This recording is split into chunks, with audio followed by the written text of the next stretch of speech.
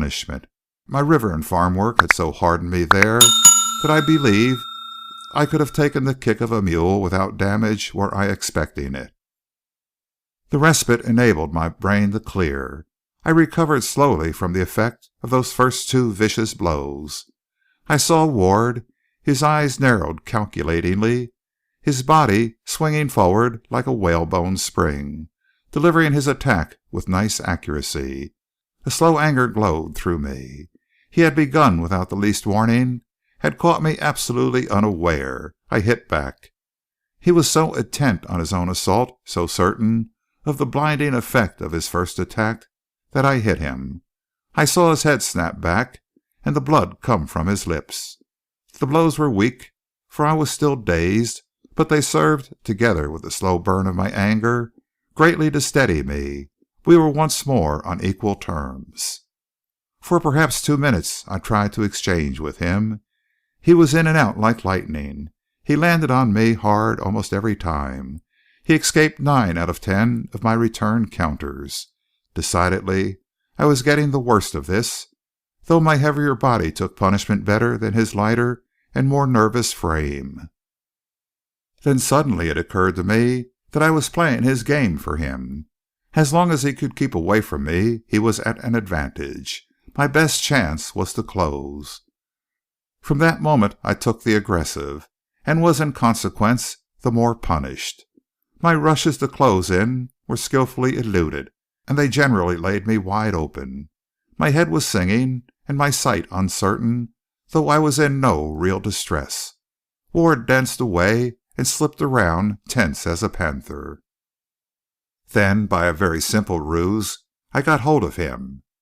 I feinted at rushing him, stopped, and hit instead, and then, following closely the blow, managed to seize his arm. For 10 seconds he jerked and twisted and struggled to release himself. Then suddenly he gave that up, dove forward, and caught me in a grapevine. He was a fairly skillful wrestler and very strong. It was as though he were made of whalebone springs. But never yet have I met a man of my weight who possessed the same solid strength, and Ward would tip the scales at considerably less. I broke his hold and went after him. He was as lively as an exceedingly slippery fish. Time after time he all but wriggled from my grasp, and time after time he broke my hold by sheer agility. His exertions must have been to him something terrible, for they required every ounce of his strength at the greatest speed. I could, of course, take it much easier. In every instant I expected to feel him weaken beneath my hands, but apparently he was as vigorous as ever. He was in excellent training. At last, however, I managed to jerk him whirling past me, to throw his feet from under him, and to drop him beneath me. As he fell he twisted, and by a sheer fluke I caught his wrist. Thus, through no great skill of my own, the fortunes of war had given me a hammerlock on him. Most people know what that is. Anyone else can find out by placing his forearm across the small of his back and then getting somebody to press upward on the forearm. The Greek statue of the wrestler illustrates it. As the pressure increases, so does the pain. When the pain becomes intense enough, the wrestler rolls over and the contest is won. Some people can stand it longer than others, but all sooner or later must give up.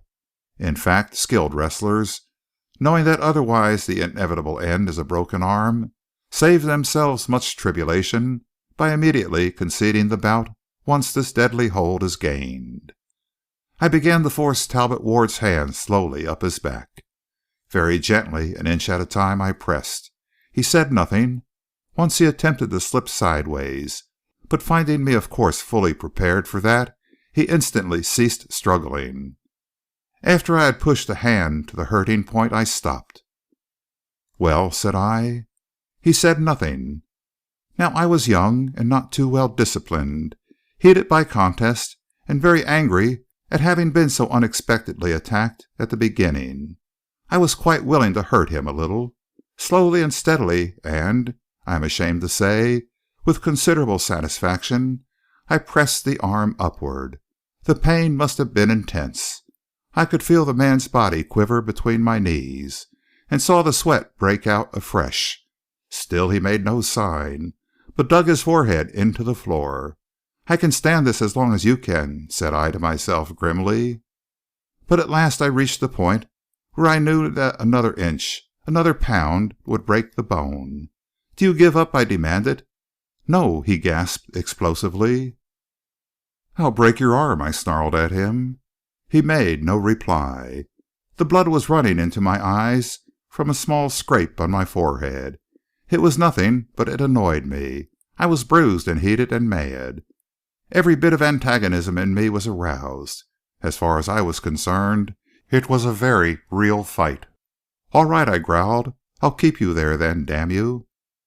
Holding the arm in the same position, I settled myself. The pain to the poor chap must have been something fearful, for every muscle and tendon was stretched to the cracking point. His breath came and went in sharp hisses, but he gave no other sign. My heat cooled, though, as I looked back on it, far too slowly. Suddenly I arose and flung him from me. He rolled over on his back and lay, his eyes half closed, breathing deeply. We must have been a sweet sight, we two young barbarians. Myself marked and swollen and bloody, he with one eye puffed and pale as death. My roommates, absolutely fascinated, did not stir. The tableau lasted only the fraction of a minute after all. Then abruptly Talbot Ward sat up. He grinned at me with his characteristic momentary flash of teeth. "I told you you couldn't lick me," said he. I stared at him in astonishment. "Licked you? Why, I had you cold." "You had not. I'd have broken your arm if I had gone any farther." "Well, why didn't you?" I stared into his eyes blankly. "Would you have done it?" I asked in a sudden flash of illumination. "Why, of course," said he, with a faint contempt, as he arose. "Why did you hit me at first as you did? You gave me no warning whatever. Do you get any warning in a real fight?" I could not controvert this, and yet, uneasily, vaguely, I felt there must be a fallacy somewhere. I had been told, and not told, what should or should not be done in an affair that apparently could have no rules, and yet had distinctions as to fair and unfair, some of which were explained and some left as obvious.